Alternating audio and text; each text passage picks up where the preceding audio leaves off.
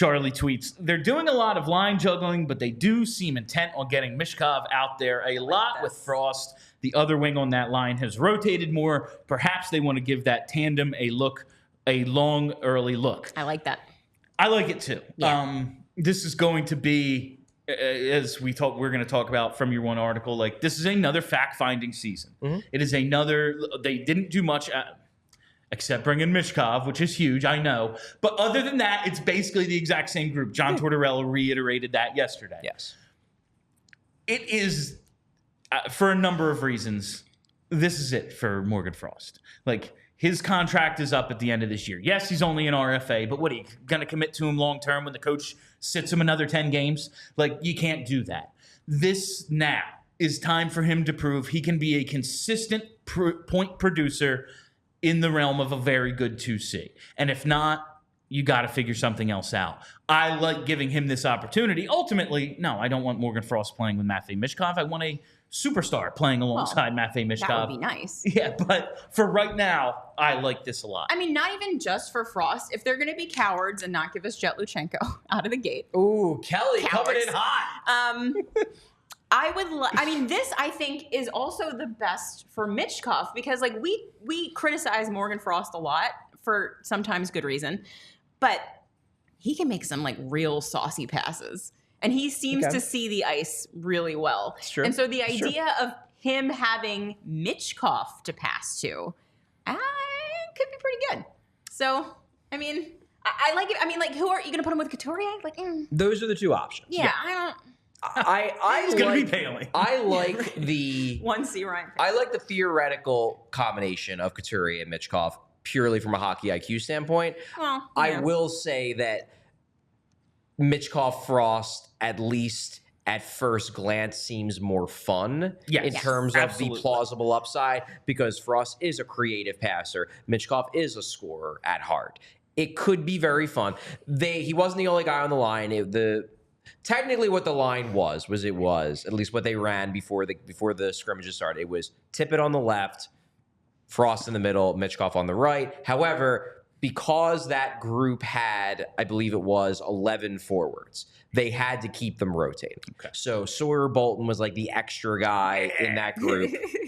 So because of that, they were rotating the lines. But even as they rotated the lines, you were seeing a lot more. I think you were seeing a lot more of Michkov Frost than you were seeing Michkov Tippett. So that tells me that, like, look, we know they love Owen Tippett. They signed to a big contract. But the duo they're trying to look at here is Michkov Frost. That is the one that they came into camp because this is something that you always hear the first day when they show the line combinations. You will hear the coach say, don't read too much into it. These aren't going to be the lines first game of the year. And that is true. Maybe. It is 100% true that usually the lines you see that first day of camp are not the lines that they use the first game of the season.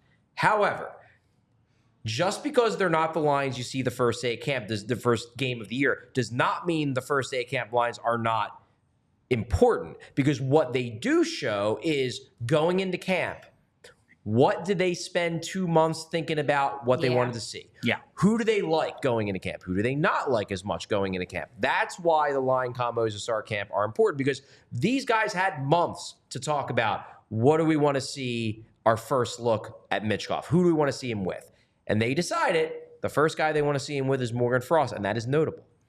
I get your point about Couturier and the hockey IQ because, like, obviously Couturier's hockey IQ is like off the charts. Yeah. But I worry, like, I don't want anything to slow Michkov down at all. And, like, listen, I love Sean Couturier, but when he was 22, he wasn't fast. So, like, you know. To me, I think they could both. Michkov could benefit playing with both of them. And he probably It's will. just kind of, I'm Different sure. ways. Yeah. Like, we talked last week maybe about, is he going to be more, especially young, like a scorer or a distributor? And to me, it's, if he's on a line with Couturier, he's going to be finding Couturier in the slot a lot. That's going to be kind of that dynamic. Whereas I want to see the Mad Russian do Mad Russian stuff, and that's working off give and goes with Morgan Frost, and ultimately taking the puck to the net himself. Like Charlie said, more fun. But I think he could benefit playing either way. Yeah. The thing I'm more concerned about, though, is the other wing. Like, I think either center is fine. I just don't love Tippett because I feel like Tippett and Michkov are too similar. I like Forster. I don't think they're line. similar much, but I do think that Tippett needs the puck a lot and he shoots a lot. I don't know if I want those two competing for shots. That said, like, I want Tyson Forster to shoot just as much. Fair. So, like, I guess at a certain point, he's going to have to pass. I mean, I got to be honest with you. Only Like, one puck. Yeah. If we're starting to have a problem with, like, oh, no, too many of our guys shoot the puck all the time and try to score goals. This is a problem. Like, if that's where we're headed, like, I'm very pleased. I don't know. Yeah, Sam Carchidi, and they still need a sniper. They need Patrick Laine more than anything. Yep. No, Exactly. I just picture, like the puck comes loose down low, and maybe it's Couturier, maybe it's Frost, whoever. And all of a sudden, Tippett and Michkov are both at the opposite blue line. Yeah. It's like, well, now it's 5-on-3. Yeah. Like, he better thread this pass. The reason why I really don't sweat this too much is that minor. We know that coaches change the lines up all the time. Ultimately, Michkov is going to get time with Frost, and he's going to get a lot of time, too, with Couturier. And they're going to find out by trial and error which one works better, who he has more chemistry with. And maybe he has equal chemistry, and they just bounce him up and down depending upon who they want Michkov to get going on a given week or fair. whatever. So I don't sweat it too much, but it's still interesting because it shows. It's not interesting for me because I think that, well, they're just going to have him stapled to Morgan Frost all year.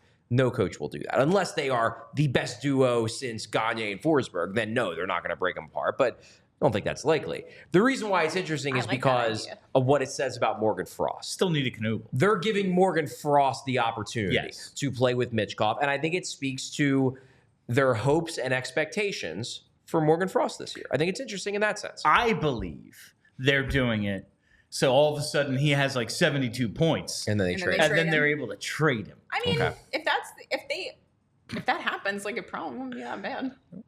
Could be worse. Some good stuff. Could be worse. It's like, we finally have a center. No, we don't. We No, traded we him. don't. We got to make room for Now we have a Chetlichenko.